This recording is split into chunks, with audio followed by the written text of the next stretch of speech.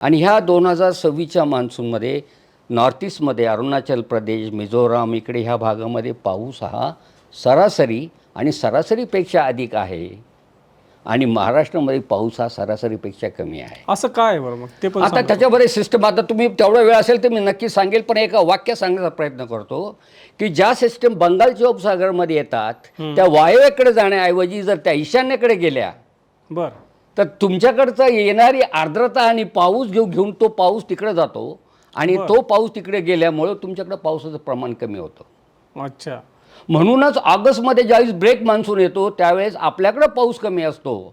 साधारण ऑगस्ट महिन्यामध्ये 11 ते 20 ऑगस्टच्या दरम्यान त्यावेळी ब्रह्मपुत्रेला पूर येतो.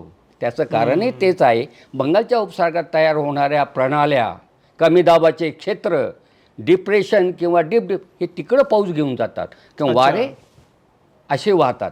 कारण वारे हे बंगालच्या उपसागराच्या नैऋत्य दिशे घेतला, नैऋत्यकडून जातात, नैऋत्यकडून अशाकडे जातात.